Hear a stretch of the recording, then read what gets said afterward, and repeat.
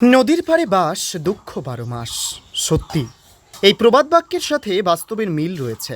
নাগরাকাটা ব্লকের শুল্কাপাড়া গ্রাম পঞ্চায়েতের অন্তর্গত ছাড়টুন্ডু এলাকার বাসিন্দাদের তাদের চরম দুশ্চিন্তার কারণ হয়ে দাঁড়িয়েছে পাহাড় থেকে বয়ে আসা গাটিয়া ও বালুঝোড়া পাহাড়ি নদী। পশ্চিম দিকে রয়েছে গাটিয়া নদী, পূর্ব দিকে রয়েছে বালুঝোড়া নদী। মাঝখানে প্রায় 25টি পরিবারের বসবাস। তারা সকলেই দিন আনা দিন খাওয়া মানুষ, কিন্তু তাদের কপালে বর্ষা আসলেই দুশ্চিন্তার ছাপ পড়ে। বর্ষাকালে একদিকে পাহাড়ি নদী থেকে বয়ে আসে জল, অপরদিকে আকাশের বৃষ্টির স্রোত গতিতে বয়ে আসে ঘাটিয়া ও বালুঝোড়া নদীতে।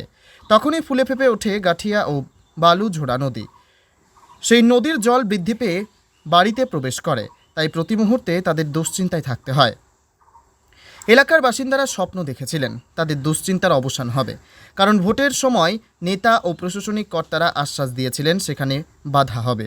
কিন্তু আবারও বর্ষাকালে চলে আসলো, তবু এই 25টি পরিবারের দিকে কেউ আর মুখ তুলে তাকালো না। বাসিন্দাদের অভিযোগ, ভোট আসলেই নেতামন্ত্রীদের আনাগোনা লেগেই থাকে, কিন্তু ভোট মিটলেই দেখা মেলে না জনপ্রতিনিধিদের। খবর নেন না এলাকার পঞ্চায়েত সদস্য। গাটিয়া নদী এবং বালুঝোড়া নদীর জল বৃদ্ধি পেয়ে বাড়িতে প্রবেশ করায় বাড়ি ছাড়া হতে হয় কিছু পরিবার। আমরা তো 15-20 বছর থেকে আমরা কমপ্লেন করতেছি, কিন্তু কোনো প্রধান পঞ্চায়েত এর কথা কোনো গুরুত্বই দিচ্ছে না উপর মহলের। এইবার যদি বর্ষণ হয় তাহলে ওই 25টা বাড়ি জলের তলায় চলে যাবে, সব একদম খুবই ভয়াবহ আছে। এই বর্ষাকালে যদি এখানে বান মেরামত না হয় তাহলে ওই 25টা গ্রাম থাকবে না। আমরা এর আগেও বিডিওকে জানাইছি, এসডিওকে জানাইছি, তারা খালি আশ্বাস দেয় কিন্তু কাজ কিছুতেই হচ্ছে না। আপনি ওই এলাকার পঞ্চায়েত সদস্য, তবে আপনারা কতটা গুরুত্বপূর্ণ দিয়ে দেখছেন? আমাদের তো এই গ্রামটা মানে রক্ষা হইলে আমাদের জন্য খুবই ভালো। আমরা তো খুবই চেষ্টায় আছি, কিন্তু প্রশাসন যদি গুরুত্ব না দেয় আমরা তাহলে কি করব?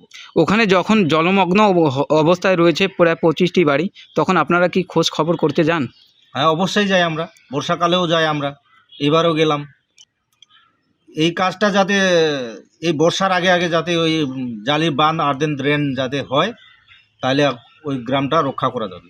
না হলে ওই 25টা গ্রাম একদম ভেসে চলে যাবে।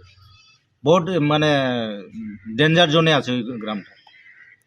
পরিষেবা তো আজ অবধি সঠিকভাবে ওখানে কাজই হয়নি। আপনারা চাচ্ছেন দ্রুতই বাঁধ নির্মাণ হোক? দ্রুত বাঁধ নির্মাণ হলে আমাদের খুবই গ্রামের রক্ষা হবে। ঠিক আছে, যখন আপনারা একটা মানে এক জায়গায় প্রবলেম নিয়ে আসছেন, ওইটা তো এরিয়া আমাদের এটা পড়ে, শুল্কাপাড়া আন্ডারে পড়ে। আর এখন যাতে আপনারা সবাই জানেন ভোটের জন্য কোড অফ কন্ডাক্ট লাগাই আছে, এখন এর মধ্যে আমরা কোনো কাজ করতে পারবো না।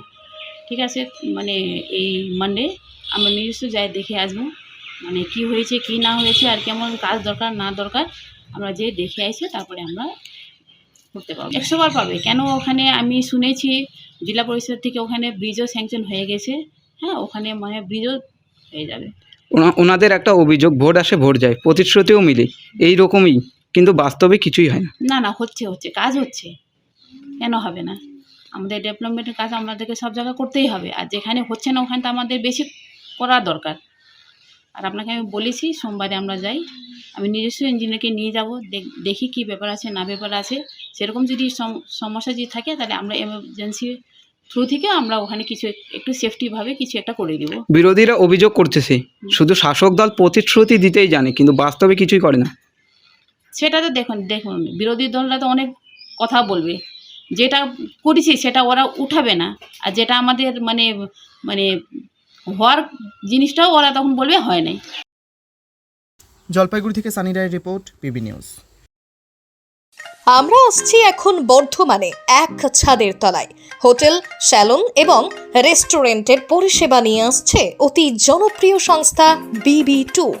আপনারা এখানে পাবেন থাকা এবং খাওয়ার সুবন্দোবস্ত। প্রতি অভিজ্ঞ বিউটিশিয়ান দ্বারা পরিচালিত ব্যালেন্স ইউনিসেক্স স্যালন, এবং তার সাথে থাকছে আয়ুর্বেদিক ট্রিটমেন্ট অ্যান্ড থেরাপি। তার সাথে থাকছে আপনার সমস্ত রকম ইমিটেশন এবং ব্র্যান্ডেড জুয়েলারি শোরুম। আর অপেক্ষা নয়, আমরা পুজোর সময় বর্ধমানবাসীদের জন্য BB2-র তরফ থেকে নতুন অফার আনতে চলেছি। ঠিকানা মনে রাখবেন, নবাবহাট, পূর্ব বর্ধমান। যোগাযোগ